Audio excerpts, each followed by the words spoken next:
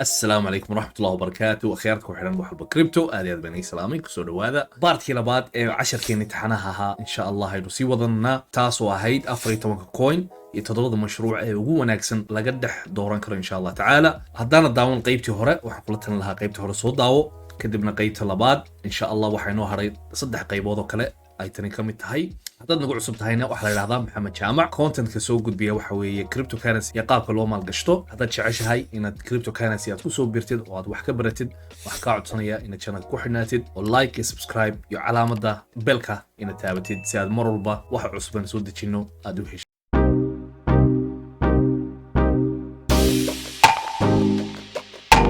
sii wadano 14 coin iyo mashruucyada ugu wanaagsan marwalba waxaa muhiima inuu qofku maaragtay bitcoin-ka uu wax ka qaato sidaynu ognahay bitcoin-ka waxa weeye store of value waana dahabka cryptocurrency-ga hadda jeerna dadku waxay dhahdaan si qiimaha lacagtaadu aanay u daadan waa inuu qofku BTC ahaan u haysto ama bitcoin ahaan marka waa muhiim inuu qofku maaragtay haddaanu xabad aanu iibsan karin waxaad ka iibsan kartaa ama waxaad ka qaadan kartaa jajabkaana hadda jeer waxaa la yidhahdaa waxa ugu wanaagsan inuu qofku ugu yaraan uu ka haysto 0.25 mashaariicda qaybta afraad ee ku salaysan metaverse-ka iyo NFT-da waa muhiim inuu qofku maaragtay wax ka qaato maadaama caalamka cusub imika web3gan marka loo guurayo waxaa loo baahan yahay maaragtay qofku inuu NFT u haysto NFT-dana kama hadlayo qoriilayaashan sawirada maaragtay caraanta ah inuu qofku ku iibsado wax laakiin mustaqbalka dhow waxaad arkaysaa dhulalkii xafiisyadii mashaariicdii businesskii oo u guuraya maaragtay metaverse-ka marka coinanka metaverse ka shaqeeya ugu horeyn waxaan ku bilaabaynaa the sand saynu aragno imika pricekeedu wuxuu taagan yahay $1.31 meeshii ugu saraysay uu gaarana waxay ahayd 8.40 senti marka waad dareemi kartaa farqiga u dhexeeya labada price imika coinka kale ee ku xiga ee metaverse-ka iyo NFT-da ka shaqeeya waxa weeye Inchcoin coinkan saraxatan aad iyo aad baan u jecelahay anigu shakhsi ahaan oo waxaan xasuustaa beriga ahayd 0.25 ilaa ay gaadhay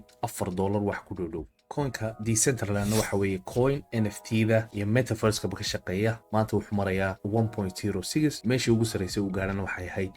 $5.5 marka coinanka metaverse-ka iyo NFT-da waa muhiim laakiin shaqada qaban doona mustaqbalka insha Allah waxay noqon doontaa mid aad iyo aad u weyn qaybta shanaad ee doonaya maanta inaan ka hadalno waxa weeye coinanka oracle-ka Oracle ku shaqeeya Oracle-kan waxaan uga jeedaa sida halkan aynu ku aragno an Oracle is a way for blockchain and smart contracts to interact with external data marka waxay uga jeedaan macluumaadka dabadda ka imanaya amba qaabkan la doonayo blockchain-ka iyo smart contracts-ka ee blockchain-ka information-ka maaragtay ka dhaxaynaya ee xiriirka isu keenaya waxaa ka mas'uula coinanka Oracle-ka marka coinanka Oracle-ka kuwa ugu muhiimsan haddaynu dul istaagno waxaa ka mid ah Chainlink waa coin aad iyo aad u muhiima marka laga hadlayo Oracle-ka macluumaadka marka la doonayo maaragtay in laga gudbiyo application amba laba application marka la doonayo xogtooda inay kala weydaarsadaan had iyo jeer waxaad arkaysaa Chainlink oo qayb muhiim ah ka ciyaarsa area-da marka waa coin aad iyo aad u wanaagsan haddaynu pricekeeda eegno berigii dhaweyd meesha ugu saraysay ay gaadhay waxay gaadhay $250 maantana sidaan aragno